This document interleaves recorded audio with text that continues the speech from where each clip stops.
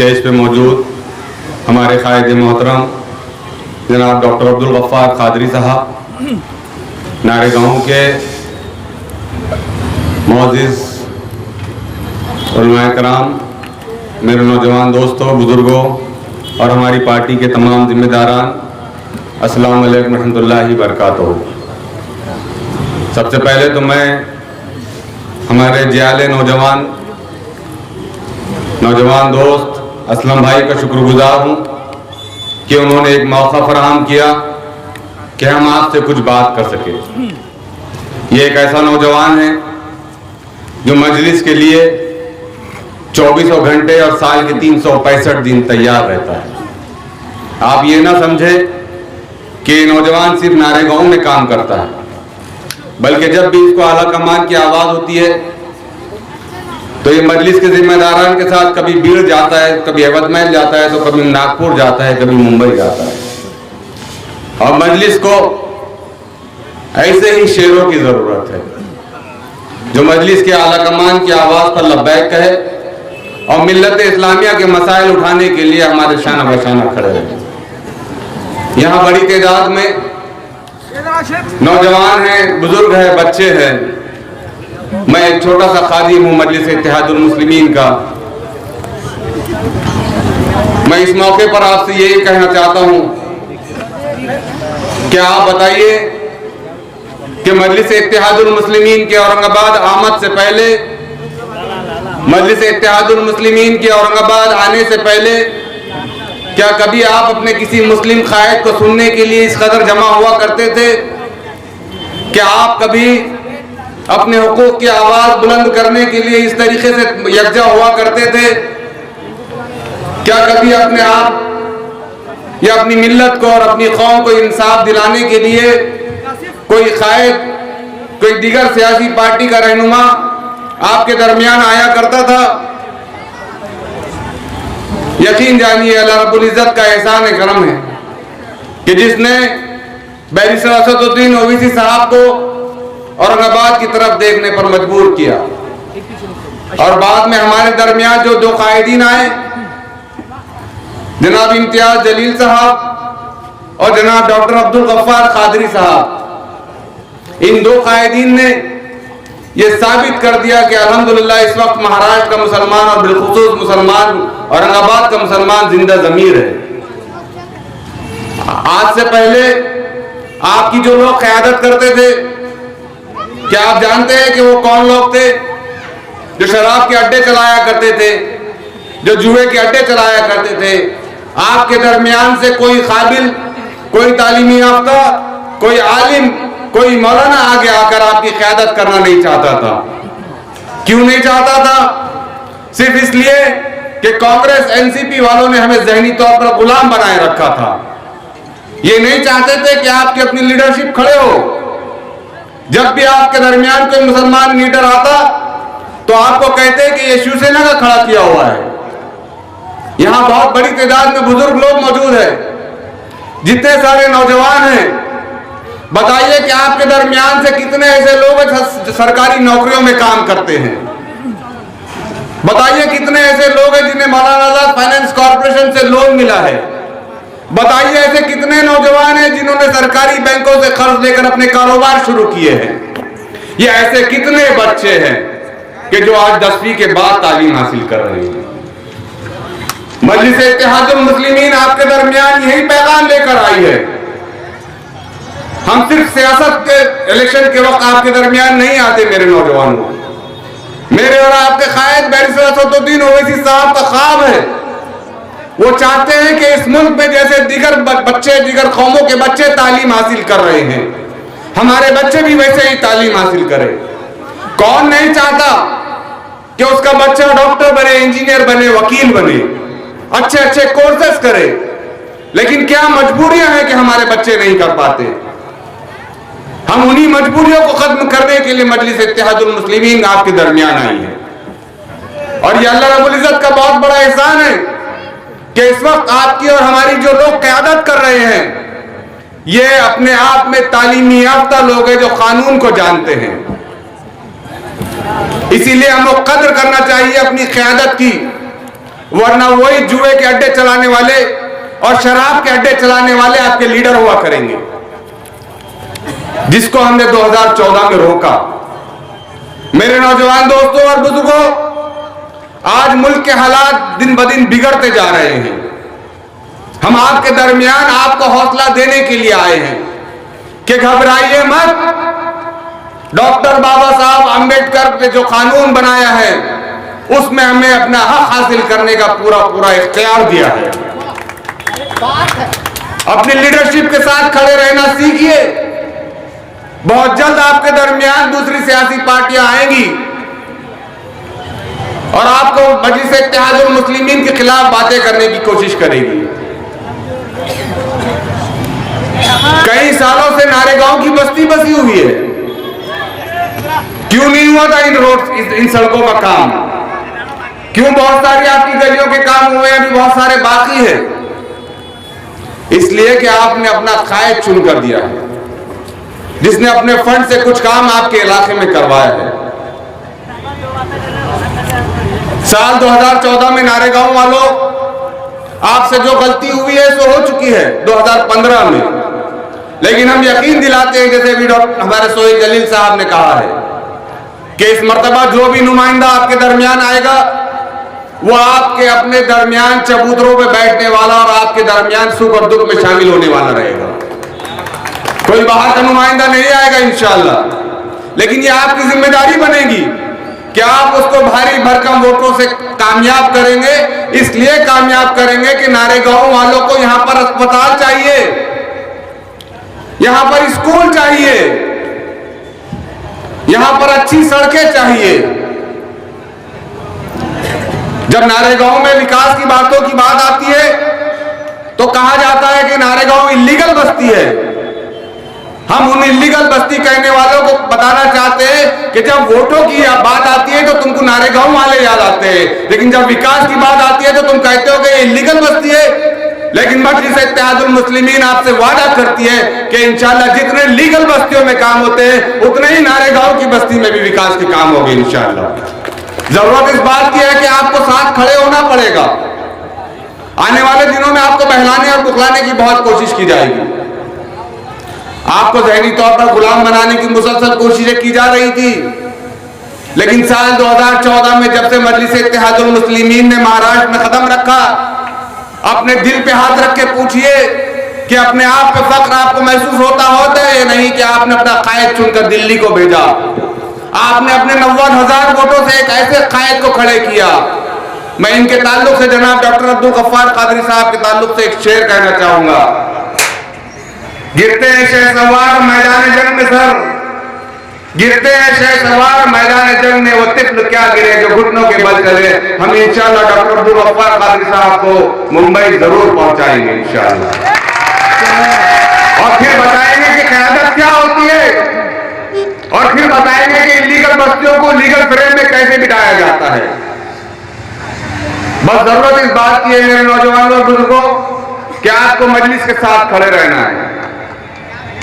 मजलिस जिस भी नुमाइंदे को आपके दरमियान उतारेंगी, हम आपसे वादा करते हैं कि आपसे ज्यादा उसका हिसाब हमारे कायदीन लेंगे, आपसे ज्यादा उससे पूछताछ हमारे कायदीन करेंगे कि बता तूने जनरल बॉडी मीटिंग में कितने करोड़ रुपए का लोन पास, कितने करोड़ों का बजट पास किया।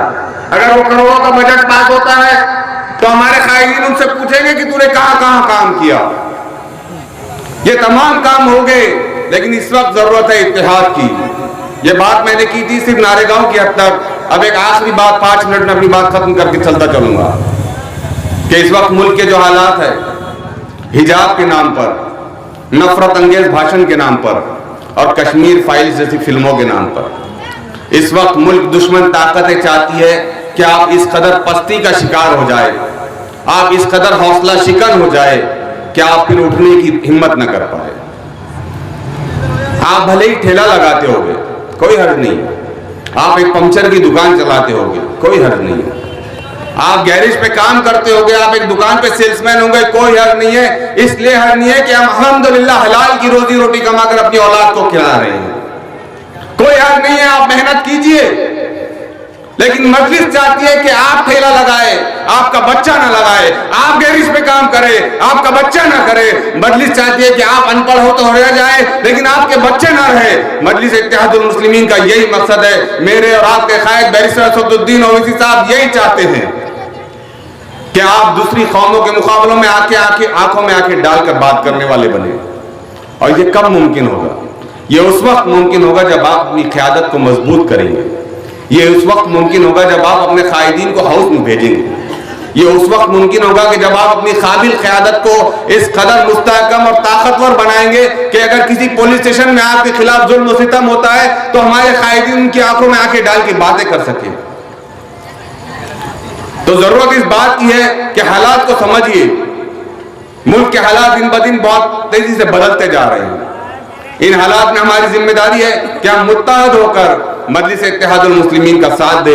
अगर आपकी क़यादत मजबूत खड़े होगी तो इस मुल्क में, इस शहर में आप दूसरे दर्जे के शहरी नहीं रहेंगे, बल्कि आप अव्वल दर्जे के शहरी। जैसे सड़कों और हड़कों में फैसिलिटीज मिलती है वैसे नारेगांव में मिलेंगी इंशाअल्लाह अज़ीज़। आपने बहुत सारे औरंगाबाद के 25-26 कॉर्पोरेटर्स के अक्सर आपके रिश्तेदार रहते होंगे। हमारे ज्यादातर कॉर्पोरेटर्स ने अपने अपने इलाकों में विकास के काम किए हैं। यह अलग बात है कि उनमें से कुछ भाग गए, तो भागने वालों के लिए मजलिस में कोई जगह नहीं है। मजलिस में सिर्फ उन लोगों की जगह है, उन लोगों के लिए जगह है जो हर वक्त मजलिस के लिए और मिल्लत के लिए खड़े हैं। तो एक मरतबा यकीन कीजिए, हमारे कायदीन के हाथों को मजबूत कीजिए। हम आपसे वादा करते हैं कि इंशाअल्लाह जब भी मौका मिलता रहेगा नारेगांव में आते रहेंगे। बस आखिर में एक मरतबा नारेगांव का एक मरतबा फिर शुक्रिया अदा करता हूँ कि अपने पेशों से, अपने ठेलों से, अपनी गैरेज से और अपनी दुकानों से हौसला शिकार मत होइए। बस अपने आप से वादा कीजिए कि मेरे और आपके कायद बैरिस्टर असदुद्दीन ओवैसी साहब, जनाब इम्तियाज जलील साहब और डॉक्टर अब्दुल गफ्फार कादरी साहब के पीछे पूरी ताकत के साथ खड़े रहेंगे, ताकि हमारी आने वाली नस्लें इस नारेगांव में, इस शहर में और इस मुल्क में आंखों में आंखें डालकर जीने वाली बने। बहुत बहुत शुक्रिया, जज़ाकल्लाह खैर। आज इस प्रोग्राम के सदर MIM के प्रेसिडेंट शारिफ नक्शबंदी साहब, ईस्ट के प्रेसिडेंट दस्तगीर भाई,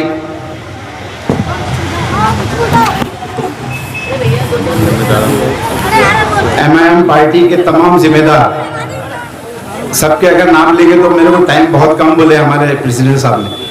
तो भाइयों और नौजवान दोस्तों, अभी आपको हमारे अब्दुल रहमान भाई ने बताया है कि अगर एक होंगे तो एक साथ रहेंगे, बिखर जाओगे तो बिखर जाने वाले हैं। मैं खास तौर पे आपको ये बताना चाहता हूं, इससे पहले भी जो यहाँ पे दंगे हुए, फसादात हुए, उसके अंदर किस तरीके से पुलिस वाले घरों से उठा के लेके जाते थे। यानी खाली बहाना ढूंढते थे कि भाई कौन सा मुस्लिम घर है, इसमें कितने बच्चे हैं, ऐसा उठा के लेके जाते थे। लेकिन अल्हम्दुलिल्लाह आज से 2 साल पहले जो शाहगंज की दुकानें जली थी, नवाबपुरे में जो दंगा वहां से शुरुआत हुई थी, उन्होंने जो करे थे बदमाशी, उसके बाद हमारे जो खासदार है इम्तियाज जलील साहब और यहाँ के working president doctor Abdul Gaffar Qadri साहब, इन्होंने पुलिस कमिश्नर से बात करे और उसके बाद दूसरे दिन जो है तो उठा के लेके जाने वाले थे। लेकिन आज तक अल्हम्दुलिल्लाह, अल्लाह का शुक्र है, नहीं तो न्यूज तो ऐसी फैल गई थी कि रातों में घरों से उठा के ले जाने वाले हैं। तो अभी अब्दुल रहमान भाई ने जो आपको बताया है कि भाई हमको एक होना बहुत जरूरी है। तुम्हारे पास तो बहुत आएंगे, कांग्रेस के लोग आएंगे, राष्ट्रवादी के आएंगे, बहुत सारे दलाला है, वो लोग आएंगे आपके पास, आएंगे तो बहुत, लेकिन फैसला आपको लेना है। मैं आपको ये बताना चाहता हूं, कांग्रेस हो, राष्ट्रवादी हो, आज तक कौन से मुसलमान को इन्होंने आमदार का, खासदार का टिकट दिया? और वोट अगर एक आधी बार अगर दिया भी होगा तो उसको चुन के नहीं लेके आए, कभी उसको खास तौर पे गिराया गया। तो मैं आप लोगों को इतना कहता हूं, खास तौर पे कोई भी मसला हो, भले हमारी आपसी अगर थोड़ी बहुत अगर होंगी भी, हम उसको बाजू रखते हुए, लेकिन जहां अगर कौम का मामला आता है, एहतियात का मामला आता है, इत्तेफाक का मामला आता है, तो हमने सब एक जगह आना चाहिए। हम अगर एक जगह नहीं आएंगे तो हमने अभी देख लिया है, जैसा अभी हमारे अब्दुल रहमान भाई ने बताया, यूपी का लोग जो है बीजेपी की बी टीम बताती है MIM को, लेकिन उसमें सबसे बड़ी गलती हमारे जो वहां के बुजुर्ग है, नौजवान है, मैं उनकी गलती मानता हूं। अगर वो लोग अगर एक जगह आ जाते तो ये नौबत नहीं आती। जैसा दूसरे जगह जो लोग जगह आए, समझदारी का सबूत दिए, वहां पे हमारे MLA चुन के आए। हमारे जो कायद है बैरिस्टर असदुद्दीन साहब, उनको क्या जरूरत पड़ी, अल्लाह ने इतना नवाजा है कि वो एक जगह बैठ के जो है उनका 10 पीढ़ियां भी खाएगी तो उनको कमी नहीं होने वाली है। दुनिया का नवाजा हुआ है। वो खास तौर पे इसलिए यहाँ पे आए कि भाई अपनी कौम का कोई ना कोई रहबर रहना। तो मैं खास तौर पे ज्यादा टाइम नहीं लेते हुए आपसे इतना कहता हूं कि भले कुछ भी हो जाओ लेकिन हम एक जगह आओ। जब तक हम हमारे एक जगह हमारी मुंडिया और हमारे सर नहीं बताएंगे तो सामने वाला झुकेगा नहीं। आप एक जगह आ जाओ, अच्छे अच्छे 30 मार हाथ तुम्हारे सामने आके घुकेंगे। मैं इतना कह के अपने अल्फाज खत्म करता हूँ। औज़ु बिल्लाहि मिनश शैतानिर रजीम, बिस्मिल्लाहिर रहमानिर रहीम। स्टेज पर तशरीफ फरमा आज के प्रोग्राम के सदर, ऑल इंडिया मजलिस इत्तेहादुल मुस्लिमीन के महाराष्ट्र के कारगुजार सदर जनाब डॉक्टर गफ्फार कादरी साहब, औरंगाबाद महानगर के सदर जनाब शायरख नक्शबंदी साहब, स्टेज पर तशरीफ फरमा नारेगांव के जिम्मेदारान हाफिज फारूक साहब, रसूल मौलाना साहब, फिरोज भाई, सालम बावजीर साहब, दस्तगीर भाई, माजी कारपोरेटर मेरे दोस्त विकास हेडके साहब और तमाम स्टेज पर बैठे हुए पदाधिकारी, सामने बैठे हुए नारेगांव के गयूर नौजवान बुजुर्गों, दोस्तों और मेरी आवाज़ जहां तक जा रही है, मेरी माओ बहनों, अस्सलाम वालेकुम वरहमतुल्लाहि वबरकातुहू। हम सब यहाँ पर आज मजलिस इत्तेहादुल मुस्लिमीन के बैनर तले जमा है। मुझे फख्र है कि मैं एक अदना सा सिपाही बनकर मजलिस इत्तेहादुल मुस्लिमीन की खिदमत अंजाम दे रहा हूं। हम सब जानते हैं कि मजलिस इत्तेहादुल मुस्लिमीन का परचम पूरे हिंदुस्तान भर में लहराने के लिए मेरा और आपका कायद बैरिस्टर असदुद्दीन ओवैसी साहब किस तरह से पूरे हिंदुस्तान का सफर कर रहे हैं। आप ये भी जानते हैं कि बैरिस्टर असदुद्दीन ओवैसी साहब किस तरह से लोकसभा में हुकूमत की आंखों में आंखें डालकर दबे कुचलों की, मुसलमानों की, पिछड़ों की आवाज बनकर मसाइल को उठाते हैं। हम सब ये भी जानते हैं कि कैसे कैसे हालात में मजलिस को आगे बढ़ाने का काम किया। मेरा और आपका कायद खुद की जान की परवाह ना करते हुए, खुद के जान की बाजी लगाकर मजलिस को आगे बढ़ाने के लिए, मजलिस के परचम को लहराने के लिए देश के हर कोने कोने में पहुंच रहे हैं। ये कुर्बानी है। क्या जरूरत है हमारे कायदीन को कि हिंदुस्तान के कोने कोने में जाकर मजलिस का नाम पहुंचा रहे हैं, अपने नुमाइंदों को खड़े कर रहे हैं, मजलिस का नाम आगे बढ़ाने की कोशिश कर रहे हैं। ये किसके लिए? आपके और हमारे लिए काम हो रहा है। हम सब जानते हैं कि मजलिस इत्तेहादुल मुस्लिमीन एक शेरों की जमात है। जिस तरह से बैरिस्टर असदुद्दीन ओवैसी साहब और अकबरुद्दीन ओवैसी साहब मुल्क के सतह पर दो शेर हम जानते हैं, उसी तरह से आपको यह भी जानना होगा कि महाराष्ट्र के सतह पर भी दो शेर काम कर रहे हैं। अल्हम्दुलिल्लाह। उन दो शेर के नाम है हमारे खासदार इम्तियाज जलील साहब और महाराष्ट्र के कारगुजार सदर जो आपके बीच मौजूद है डॉक्टर गफ्फार कादरी साहब। क्या जरूरत है यवतमाल जाने की? क्या जरूरत है भीड़ के मजलूमों के साथ जाकर एसपी से आंखों में आंखें डालकर बात करने की? क्या जरूरत है जो मजलूम माजल गांव में है, सुगुड़ी गांव में है, उनके लिए पुलिस वालों से पंगा लेने की क्या जरूरत है? ये काम करता है मेरा और आपका कायद डॉक्टर गफ्फार कादरी साहब। हाँ, ये जनता जानती है। 2014 से ये नारेगांव की सरजमीन वाले जानते हैं। डॉक्टर साहब, ये गयूर नौजवान आपकी खिदमत को जानते हैं, आपकी कुर्बानियों को जानते हैं, इसीलिए आपकी मोहब्बत में कसीर तादाद में यहाँ पर लोग आपको सुनने के लिए आए हैं। इनको मालूम है कि गफ्फार कादरी क्या चीज है। गफ्फार कादरी जब बोलने लगते हैं तो अल्हम्दुलिल्लाह अच्छों के छक्के छूट जाते हैं। आपको मालूम होगा गुज़िश्ता दिनों में जो भीड़ का वाक़या पेश आया था, उसमें वो नुमाइंदगी की गई कि पुलिस वालों की छुट्टी कर दी गई, उनके ही महकमे ने उनको घर को भेज दिया। आपको मालूम होना चाहिए यवतमाल के मैटर में नुमाइंदगी की गई, वहां पर नाइंसाफी हुई थी। जहां जहां नाइंसाफी हो रही महाराष्ट्र में डॉक्टर गफ्फार कादरी और इम्तियाज जलील साहब पेश है।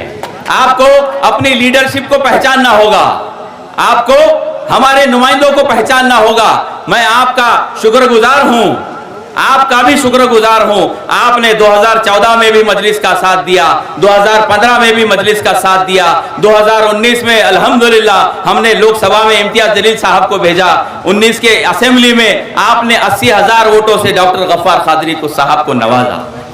मैं आपका भी शुक्रगुजार हूं। मुझे वो दिन भी याद है कि हम यहां पर बाढ़ का मामला आया था, हम यहां पर बाढ़ के लोगों को समझाने आए थे। कुछ फिरका परस्त लोग आंग पर आने की भी कोशिश कर रहे थे, हमने उनसे भी कैसा निपटने का निपटे, लेकिन कोई दूसरे पार्टियों के नेता नहीं आए, आपके बीच आए तो मजलिस के नेता डॉक्टर गफ्फार कादरी साहब आए। मुझे थोड़ा सा अफसोस इस बात का है, मुझे डॉक्टर साहब से शिकायत एक बात की है कि मैं आपके नारेगांव के नौजवानों की कदर करता हूं, आपकी कुर्बानियों की कदर करता हूं।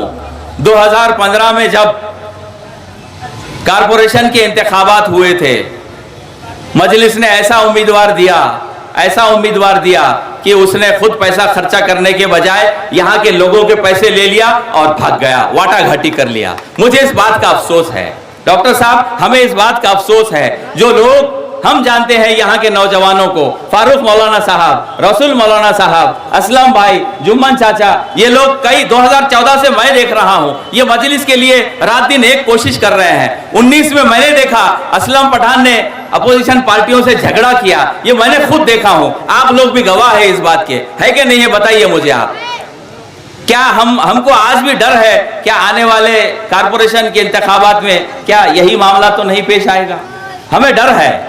मैं पूर्व मतदार संघ का अध्यक्ष था, मैं विधानसभा का प्रचार कर रहा था, मैं हुसैन कॉलोनी में विधानसभा के उम्मीदवार डॉक्टर गफ्फार कादरी साहब का प्रचार कर रहा था। मुझे एक कारपोरेटर के मिस्टर आकर कहते हैं, सोहेल सर आप प्रचार तो कर रहे हैं लेकिन आप अब अध्यक्ष नहीं रहे, अब आप माजी हो गए, इसका मतलब आपकी बॉडी डिसॉल्व कर दी गई। मेरे पास पूरे वार्ड अध्यक्ष आए, हमने पूरे बूथों का नियोजन किया था, सब लोग मायूस हो गए, सर अपनी बॉडी तो डिसॉल्व हो गई, अब काम कैसा करने का? बहुत सारा मामला मुतासिर हुआ। मुझे अफसोस है कि ऐसे लोगों पर तत्कालीन जो हमारे जिला प्रेसिडेंट थे उन्होंने ये एक्शन लिया, उन पर पार्टी ने कोई एक्शन नहीं लिया। मुझे अफसोस है साहब, मुझे अफसोस है। मुझे अफसोस इस बात का भी है कि जो जुम्मा 8 दिन हो जाते आपके पास आ जाते, पोस्टर लगा देते और आपके पार्टी के ओहदेदार उनको भावी कारपोरेटर बोल के पुकारने लगते हैं। मुझे अफसोस है साहब, मुझे अफसोस है, मुझे बड़ा अफसोस है। मुझे अफसोस ये भी है कि जिन लोगों ने पार्टी को डैमेज करने का काम किया, आपके पार्टी के ओहदेदार उसके गले में हाथ डालते हैं, उसके साथ रिबन काटने का काम करते हैं, उसके साथ दुकानों का उद्घाटन करने का काम करते हैं। ये बड़ा अफसोस होता है, बड़ा अफसोस होता है। आपके हमारे मजलिस इत्तेहादुल मुस्लिमीन ने हमारी ताकत को बताया। 2015 के कारपोरेशन के इंतखाबात में अल्हम्दुलिल्लाह बैरिस्टर असदुद्दीन ओवैसी साहब के नाम पर, अकबरुद्दीन ओवैसी साहब के नाम पर मजलिस के 25 कारपोरेटर चुनकर आए और बीच में जब आखिरी का मौका आया, सुनने में आया, देखने में आया कि बहुत सारे कारपोरेटर हमारी पार्टी छोड़कर रफा दफा हो गए।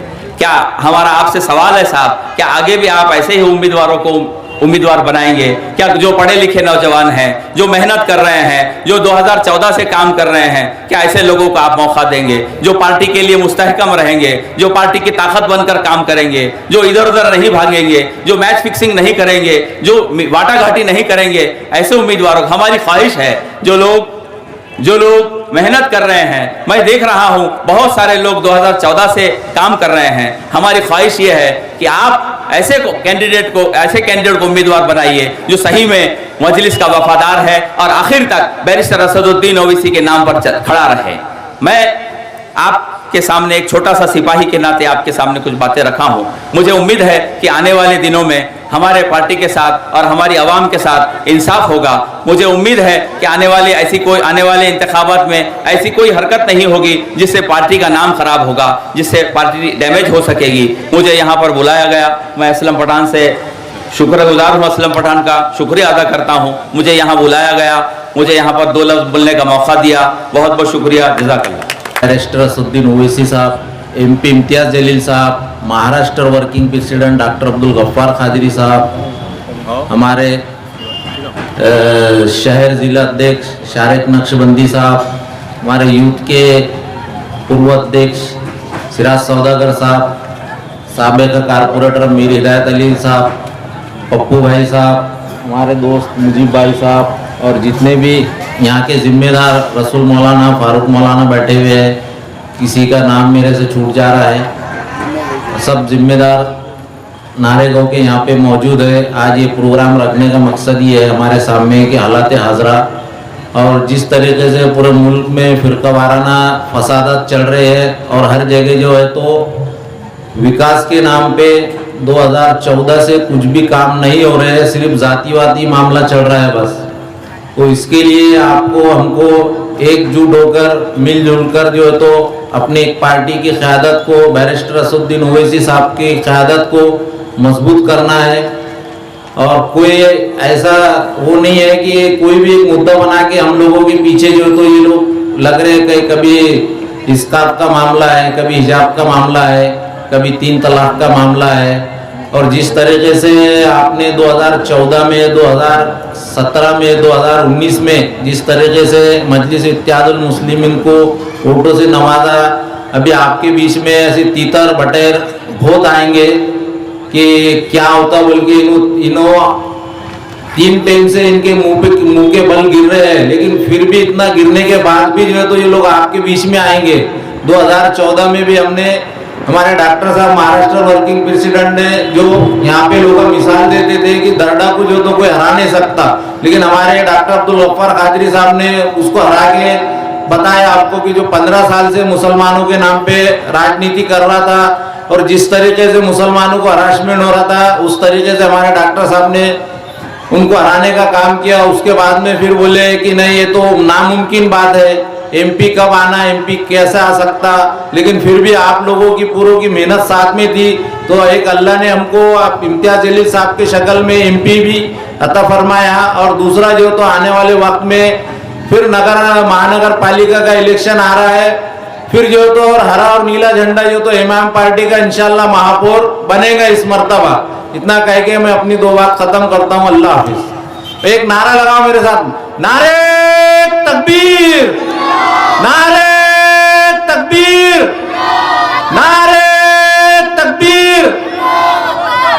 इसरवाड़ी वार्ड नंबर 19 और वार्ड नंबर 20 और वार्ड नंबर 21 का ब्लॉक अध्यक्ष बनाया जा रहा है। इसको मैं जो है तो हमारे असलम पठान साहब को बहुत बहुत मुबारकबाद देता हूं कि जो इनको ब्लॉक अध्यक्ष बनाया जा रहा है, ये बहुत खुशी की बात है। और हमारे गफ्फार कादरी साहब जो वर्किंग प्रेसिडेंट है, जो औरंगाबाद में बल्कि पूरे महाराष्ट्र में घूम घूम कर जो है जो मेहनत कर रहे हैं, ये बहुत काबिल तारीफ़ है।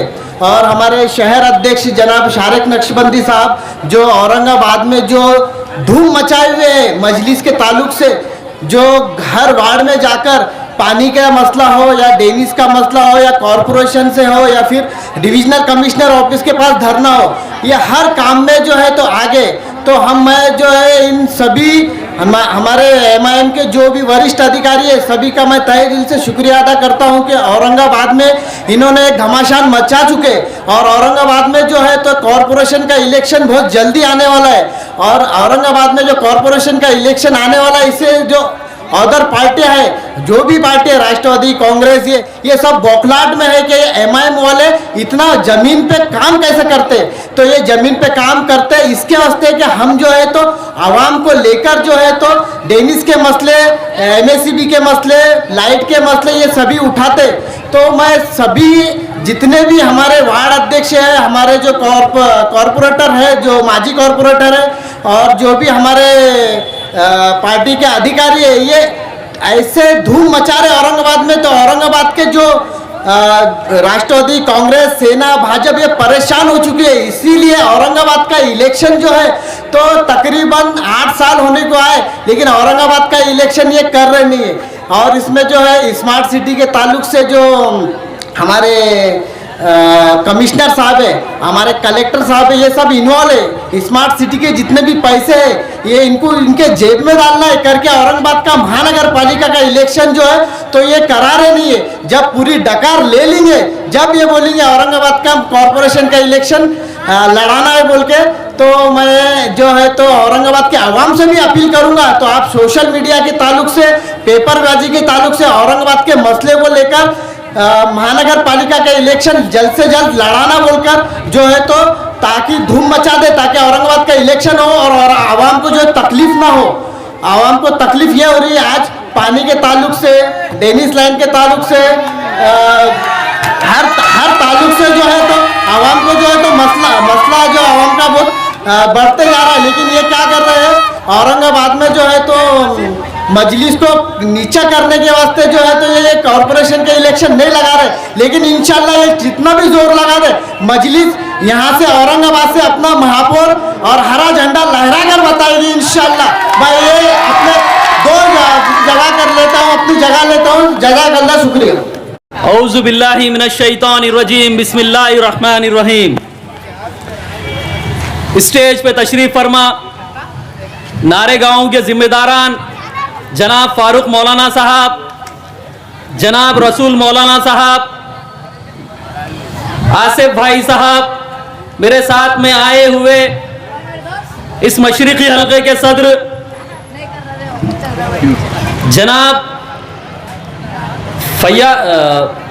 जनाब यूथ के सदर सिराज सौदागर साहब, अशु भाई, सालम भाई, आमिर लाला साहब, सलाउद्दीन भाई, सामने बैठे हुए हमारे जिलानी भाई लकड़ी वाले, माशाल्लाह बहुत दिनों के बाद में मुलाकात हो रही है उनसे इसी बहाने से, और नारेगांव के जिम्मेदारान, अस्सलामु अलैकुम रहमतुल्लाहि व बरकातुहू।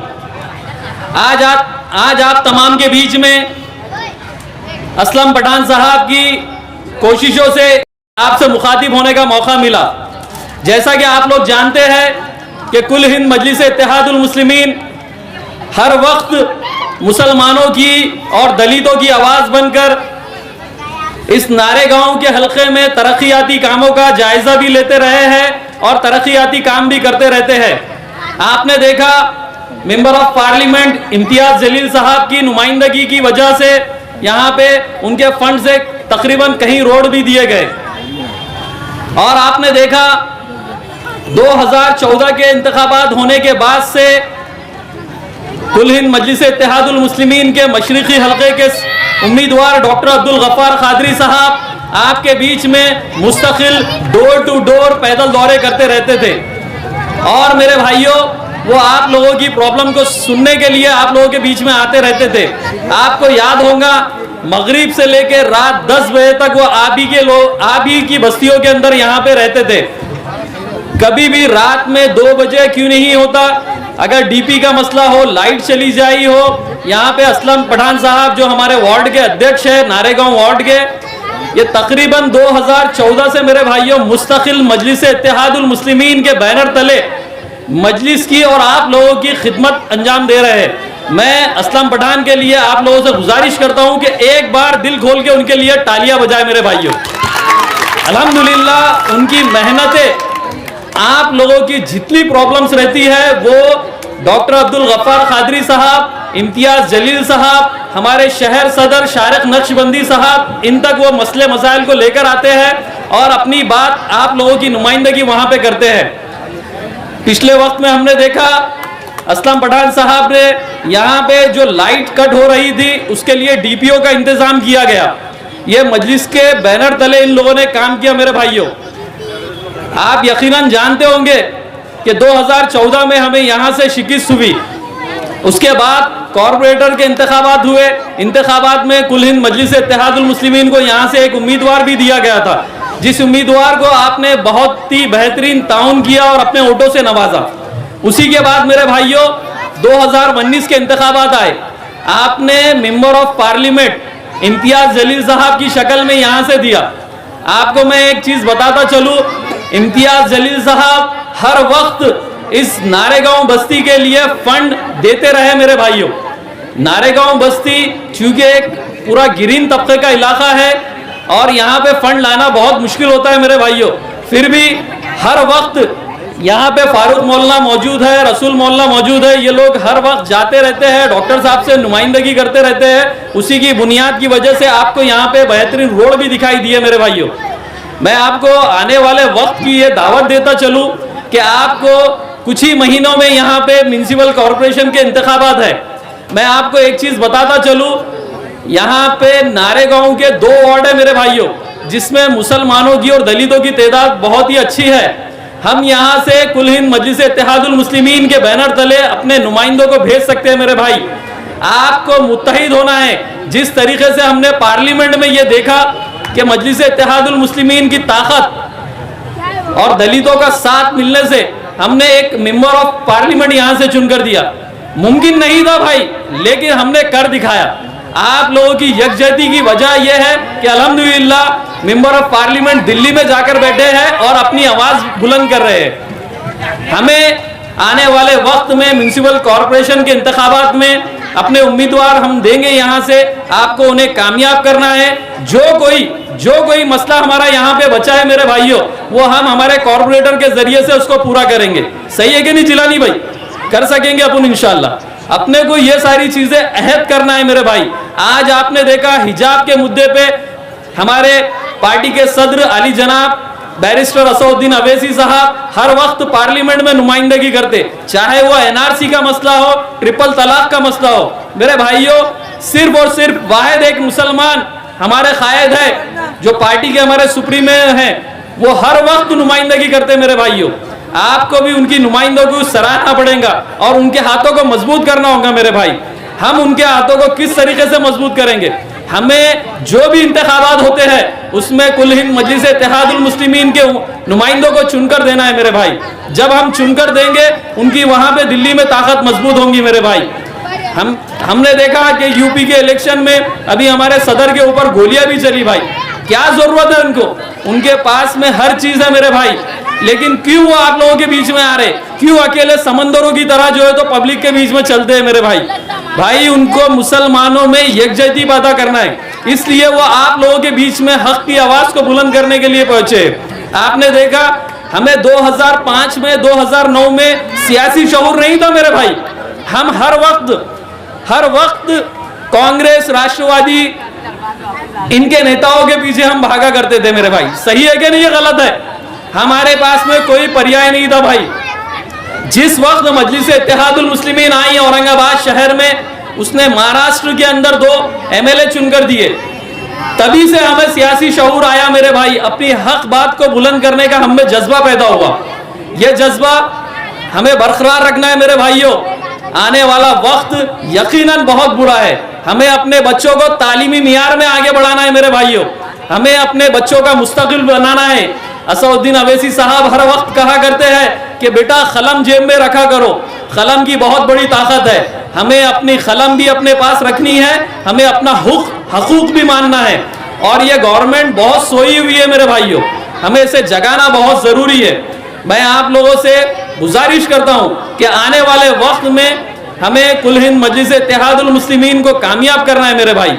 आप लोग यहाँ पे बैठे हुए हैं, मजलिस इत्तेहादुल मुस्लिमीन के अभी हमारे जिम्मेदारान शहर सदर आएंगे। इस जलसे के सदर महाराष्ट्र के working president doctor Abdul Gaffar Khadri साहब भी आएंगे। बस अब कुछ ही देर में वो आने वाले हैं, हमें उन्हें भी सुनना है। आप लोगों से मैं यही बात कहकर अपनी जगह लेता हूँ। व आखिरु दावाना अल्हम्दुलिल्लाहि रब्बिल आलमीन। यहाँ के जिम्मेदार है हमारे असलम पठान साहब, जिन्होंने रात दिन करके यहाँ पर काम करने की कोशिश की, और जो हमारे पार्टी के जिम्मेदार है जिसको नई नई पद दी जा रही है, ये आप लोगों के बीच काम करने की कोशिश करेंगे। मैं मुबारकबाद देता हूँ असलम पठान साहब को, जिसने इस जलसे को बाखूबी निभाया और इतनी पब्लिक को जमा किया। मैं कुछ अल्फाज उन चंद लोगों के लिए कहना तो कुछ कीड़े आएंगे अभी, राष्ट्रवादी के, कांग्रेस के, कुछ हमारे पार्टी में भी आएंगे, कुछ बाहर के भी लोग आएंगे। पार्टी में जो अभी जो इलेक्शन हो रहे हैं वो इलेक्शन के लिए भी आएंगे।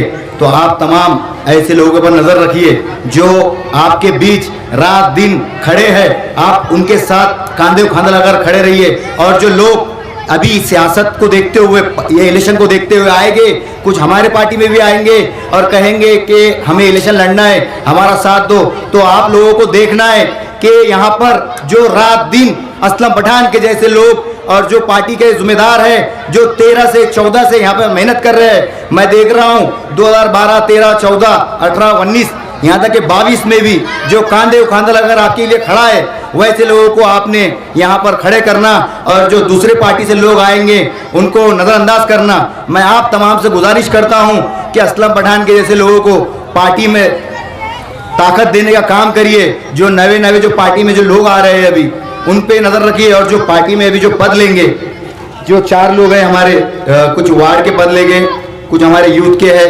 आपके बीच उनको हम छोड़ के जा रहे हैं। पद लिए तो उसका मतलब ये नहीं कि वो फोटो खींचेंगे, आपके बीच में खड़े रहेंगे। आप उनसे काम लेने की कोशिश करिए, ये रात दिन आपके लिए खड़े रहेंगे। मैंने देखा हूँ जब बाढ़ आई थी तो वहाँ पर डॉक्टर गफ्फार खादरी साहब हर घर जाकर उनका जायजा लिया। तो आपकी जो तकलीफ को समझता है, आप वैसे ही लोगों को साथ दीजिए। बस मैं अपना इतनी जगह बोलकर जगह लेता हूँ। अस्सलाम वालेकुम। आऊज़ु बिल्लाहि मिनश शैतानिर रजीम। बिस्मिल्लाहिर रहमानिर रहीम। रब्बि इश्रह ली सदरी व यस्सिर ली अमरी वहलुल उक़दतम मिन लिसानी यफ़क़हू क़ौली।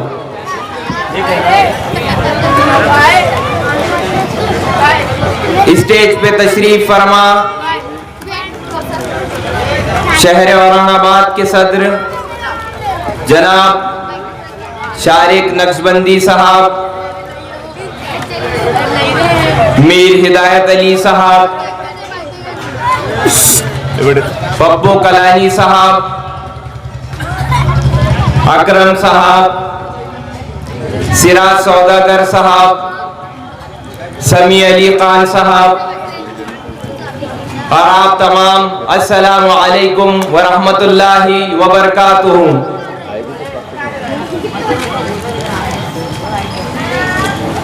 अल्हम्दुलिल्लाह,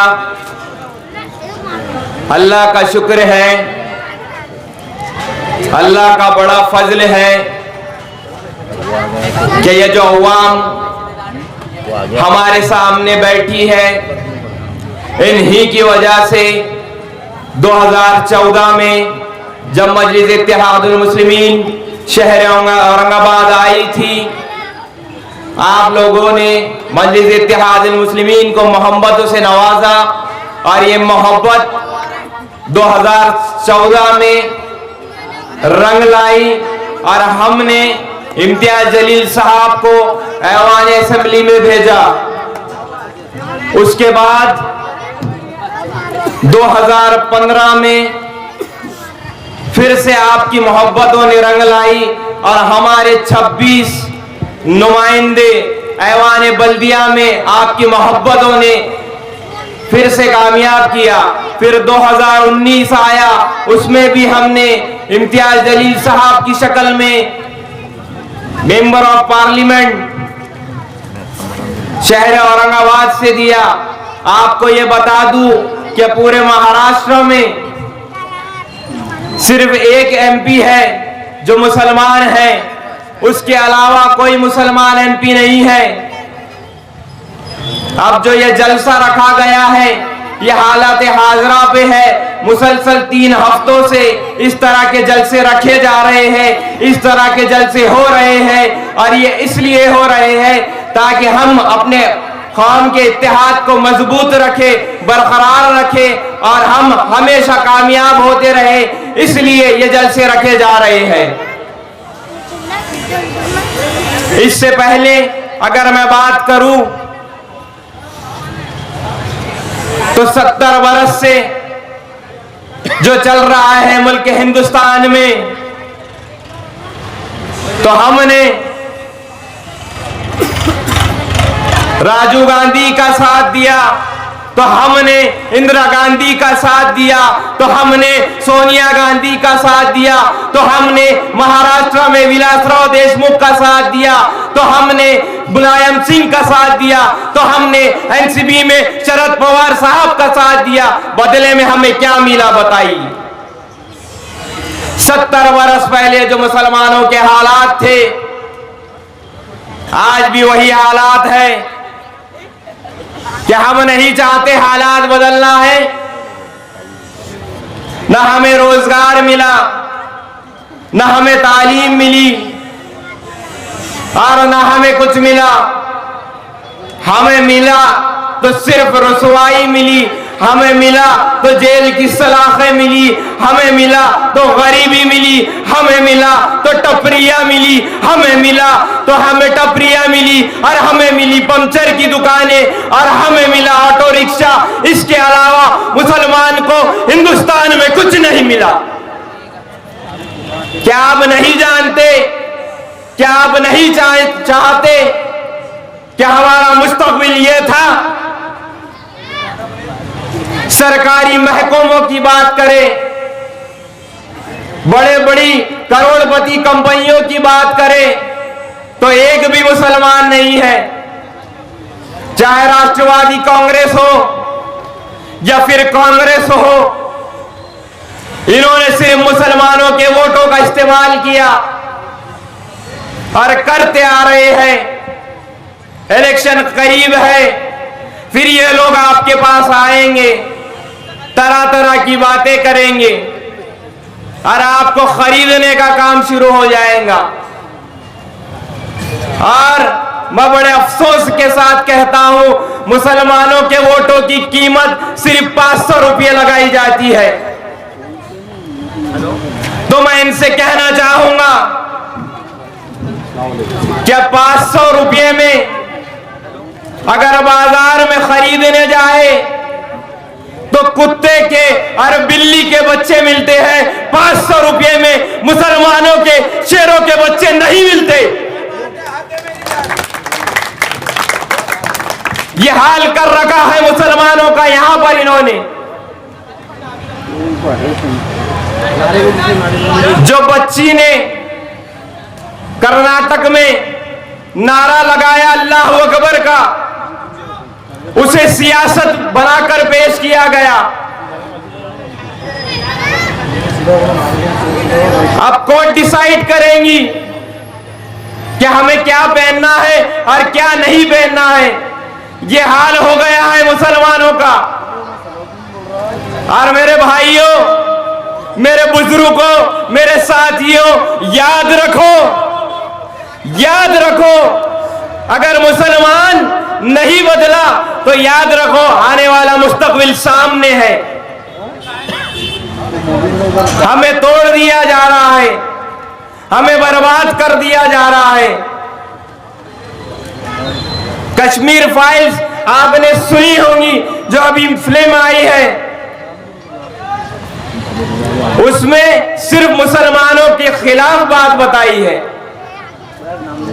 क्या गुजरात फाइल्स नहीं बननी चाहिए?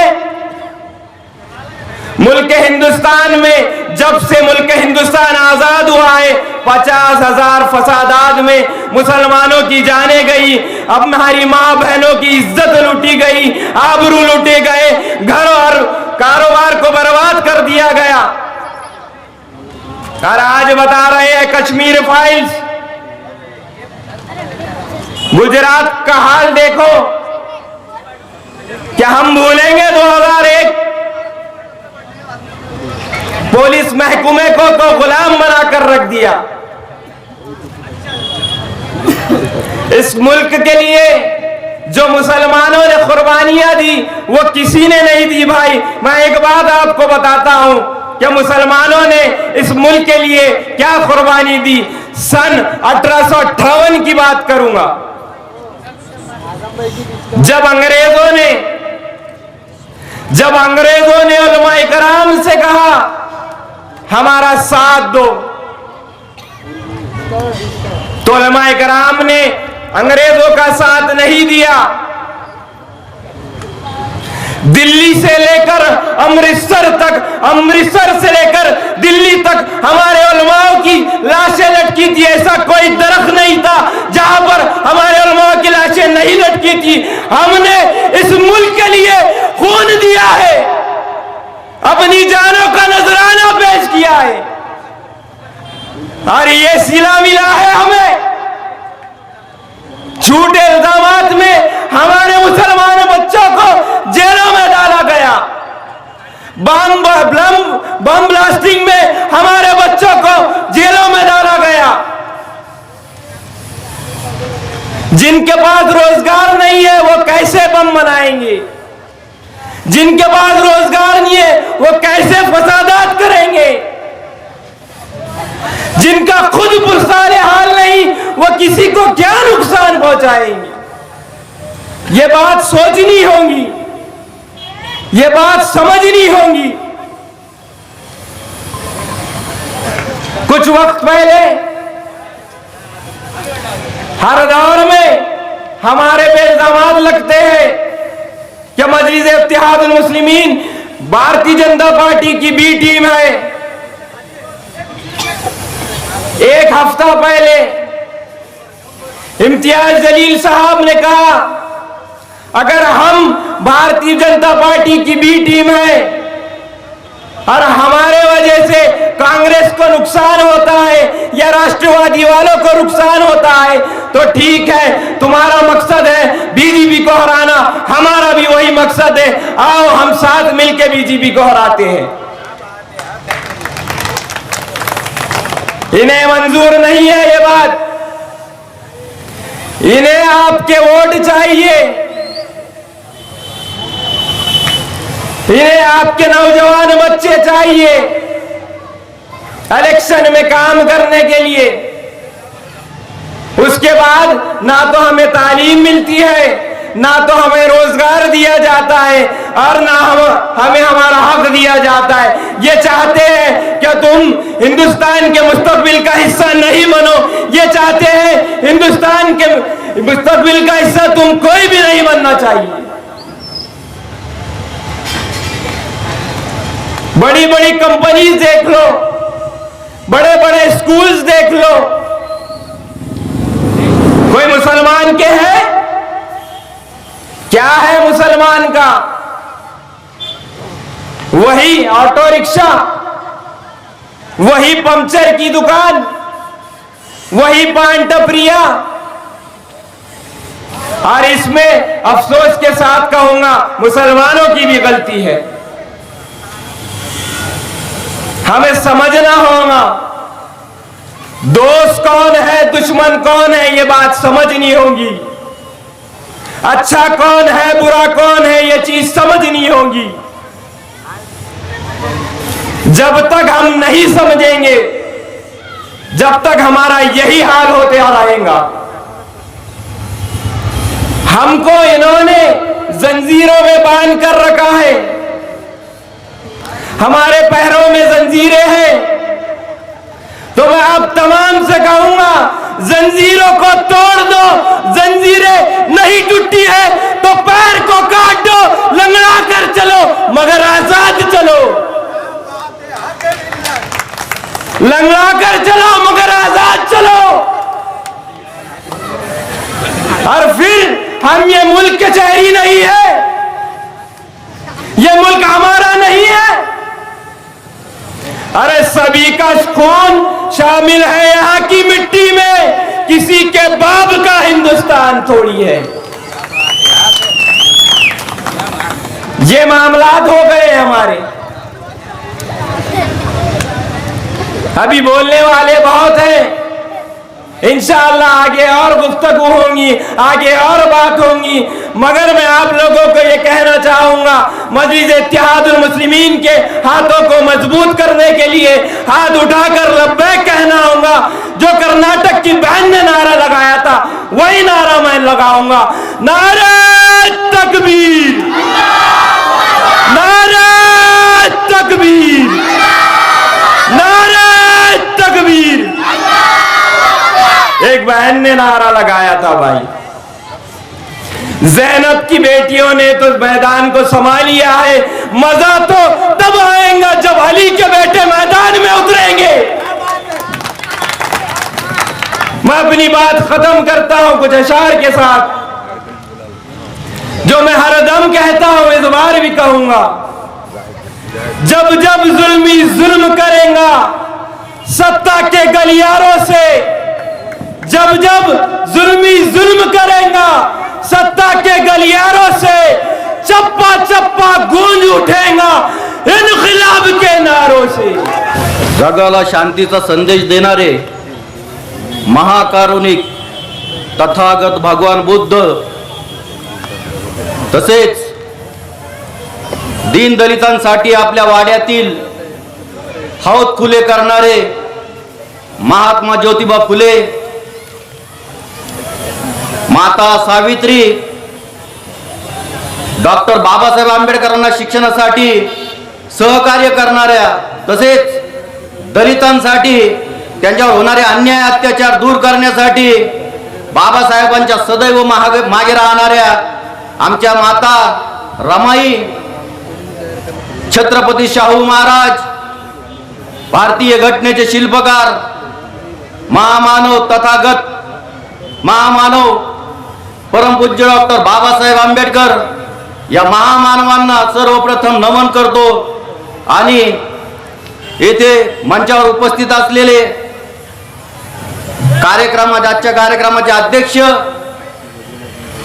आमचे एमआय पक्षाचे लाडके शहराध्यक्ष माननीय शारिक नक्षबंदी साहेबजी, तसेच एमआय पक्षाचे शहर उपाध्यक्ष माजी नगरसेवक मीर हिदायत अली साहेब, तसेच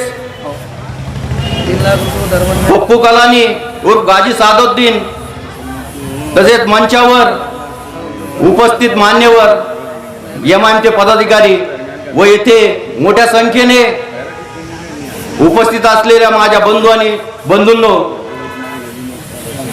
मी एमआयएम पक्षामध्ये गेले 6 वर्षापासून कार्य करीत आहे।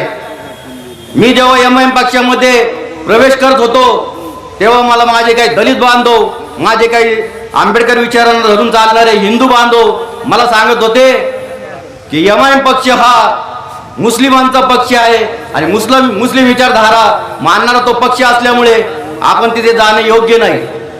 परंतु बॅरिस्टर असदुद्दीन ओवैसी साहेबांचे काही विचार माझ्या मनामध्ये सतत सलत होते आणि ते विचार ऐकून मी दृढ निर्णय केला की एमआयएम पक्षामध्ये प्रवेश करणार म्हणजे करणारच। त्यावेळेस मी एमआयएम पक्षामध्ये प्रवेश केला आणि एमआयएम पक्षामध्ये प्रवेश केल्यानंतर जेव्हा मी पक्षामध्ये बघितले की इथे कुठल्याही प्रकारचा जातीवाद नव्हता, तसेच पक्षाचे अध्यक्ष बॅरिस्टर असदुद्दीन ओवैसी साहेब हे डॉक्टर बाबासाहेब आंबेडकरांच्या विचारांना धरून चालणारे व्यक्तिमत्व होते।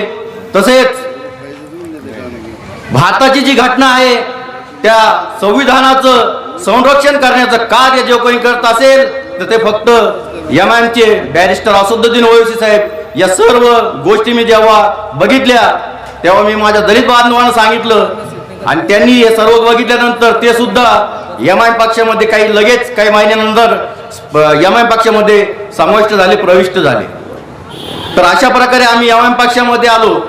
बंधूंनो, आज केंद्रामध्ये जातीवादी मोदी सरकार आहे। आज हे मोदी सरकार आमच्यावर मोठ्या प्रमाणात दलित आणि मुस्लिमांवर अन्याय करण्याचा प्रयत्न करीत आहे। मागेच या मोदी सरकारने दलितांवर आणि मुस्लिमांवर अन्याय करण्यासाठी व त्यांना येथून सळोकीपळो करून भारताबाहेर काढण्यासाठी NRC आणि CAA कायदा भारतामध्ये आणून लागू करून टाकलेला होता.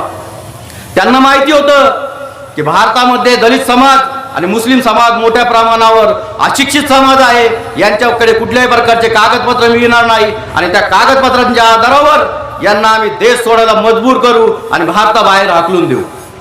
हा अतुच्छ असा हेतू या मोदी सरकारने समोर ठेवलेला होता आणि या भारतामधील मुस्लिमांना, आमच्या मुस्लिम बांधवांना त्यांना सळोकीपळो करून इथून पळवायचे होते.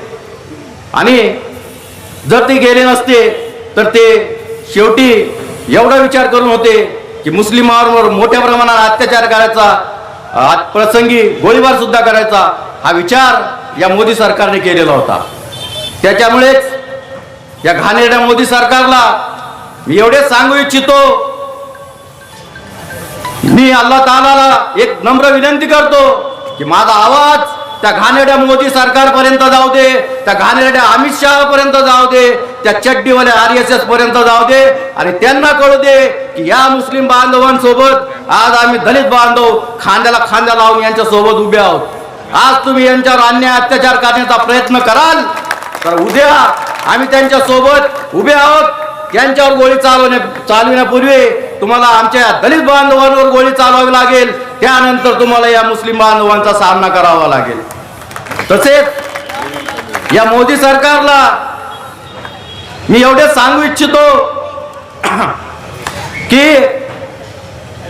यांनी खूप मोठ्या प्रमाणात मुस्लिम आणि दलित बांधवांविषयी घाणेरडे विचार मनामध्ये निर्माण करून ठेवलेले आहेत. यांना दलितांना आणि मुस्लिमांना अत्याचार करायचा आहे, परत आमच्या दलितांवर मनुस्मृती लादायची आहे आणि मनुस्मृती लादून तो पूर्वीचा प्रसंग आमच्यावर आणून टाकायचा आहे. हा विचार या घाणेरड्या मोदी सरकारने केलेला आहे. त्यामुळेच या घाणेरड्या मोदी सरकारला, या अमित शहाला, या RSS ला यांना मी सांगू इच्छितो की सुनो अमित शाह, सुनो मोदी, सुनो RSS के तोगड़िया,